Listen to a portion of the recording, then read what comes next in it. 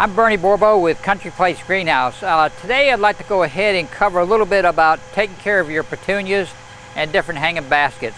A lot of times people get worried about baskets. They get a little leggy and they don't know exactly what to do with them. But also you must fertilize, especially your petunia baskets. You got to fertilize them once a week. I think that's one of the things they forget about doing. Now you can go ahead, this basket got a little overgrown, so what you can do if your basket does get overgrown, you can just cut it all the way around. Just go ahead and just lop it off, and you don't have to worry about being real fancy about it. You can take it all the way back to the rim and then trim some of the top, and it will take about 3 weeks or 2 to 3 weeks before it'll come back out. But that will make a real pretty basket.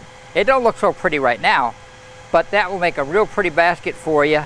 If it goes down, it gets long and leggy and stringy, just don't worry about, just cut on it. Don't be shy about it. Now, we have another basket here, which is a combination basket. This covers a lot of, this got different things in it. It got verbena, and verbena needs to be deadheaded. Verbena's got this purple bloom, and I don't see any dead blooms on here right now, but you want to cut the bloom off when it gets a little brown or not looking too good. Because if you don't cut it off, then it will go ahead and look pretty ugly, really. Now, there's another plant in here. It's called biddens. Y'all know what sweet potatoes are. Well, biddens is another plant that will grow about as fast as what a sweet potato will grow. And you can just cut that around a little bit. And if you got a basket, sometimes you can even go ahead inside and just cut a whole big chunk of it out, because don't worry about it, within a few short days it'll be back bigger than ever again. So biddens is one thing. It's a pretty yellow bloom, and if you don't cut it a little bit and take the blooms off of it, again, it will not look as pretty over a period of time. It will go ahead and get to the point where you won't like it at all. Now you can go ahead, here's a spent bloom. Right here, this bloom is about gone. So that way you would want to get that off. And you can cut a little bit on the verbena too, and it will go ahead and do better for you. But you can trim up your baskets and make them look real good. You might be a few days, it's like a haircut. You know, they always say a bad haircut, within a few days, it will be a good haircut. And the same thing applies to the baskets. There is no such thing as a bad haircut. So go ahead, make sure you trim up your baskets properly. Here's another dead bloom we want to get out of there, because that will go ahead and gets the brown in nature, and it doesn't look very good. Okay, that covers a little bit about how to take care of the baskets. Now we'll move on, we'll talk about some vinca.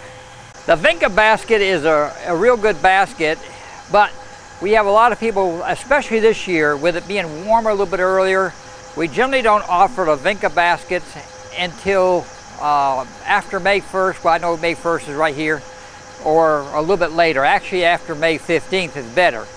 And the reason for it is they don't like wet weather and they don't like cool weather. And normally in Kentucky, we generally have some cool or wet weather early in the spring, except for this year. And when that happens, these plants don't do well. They're a hot weather plant. They don't take a lot of water. They're really good. I used these on Main Street in Lebanon last year in the patio pots, and they worked really, really well. I mean, they were very durable all summer, and they'll go all the way up through frost.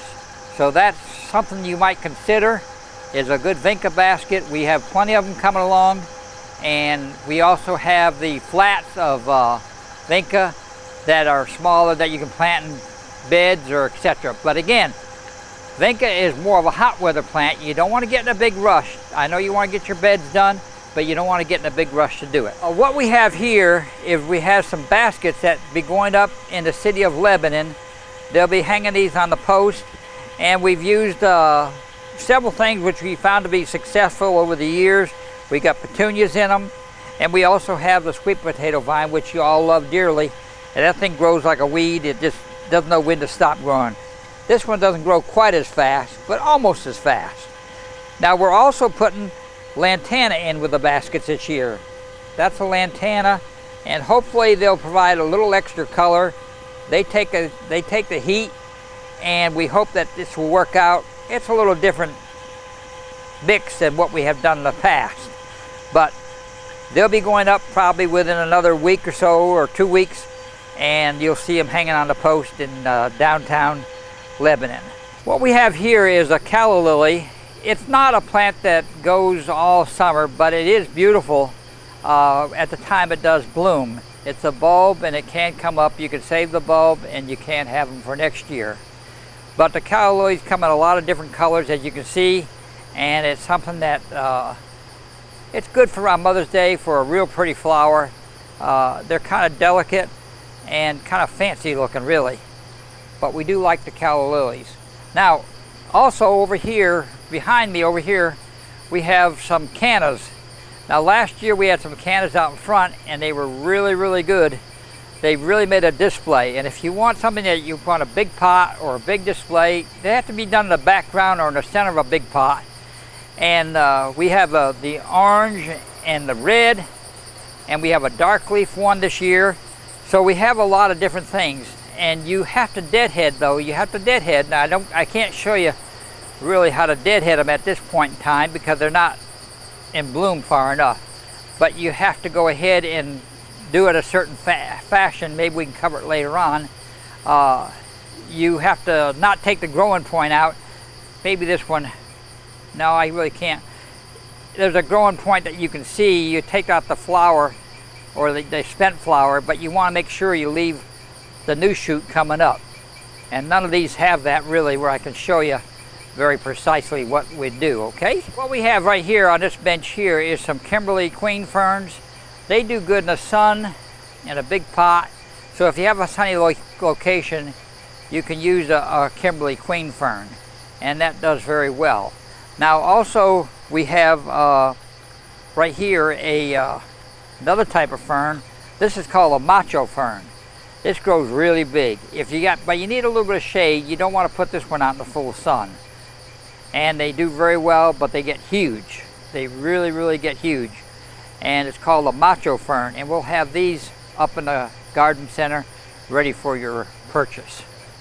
Another fern that can take the hot summer is Asparagus Fern. And that can be, we have them in patio pots. We have some baskets. And then you can go buy a 4-inch pot and put them in a combination pot, however you'd like to do so. They're kind of unique, and they have a frilly look, but these will take the hot sun too. And it's something that people have found over the years that they can really utilize well in a sunny location. They would like to have a fern, but they can't use a regular Boston fern. The Boston ferns grow really well. And matter of fact, if you can just pan up here to the ceiling, we got Boston ferns, some big Boston ferns that are really huge, and they do well, of course, in a shaded location. No afternoon sun. They don't like afternoon sun. You can go ahead and do them morning sun, and they take a lot of water. You have to water them every day. Well, I'd like to thank you today for listening in, or watching, excuse me, not listening in. Well, listening and watching. My name is Bernie Borbo from Country Place Greenhouse, located directly across from the Lebanon Springfield Airport on Highway 55.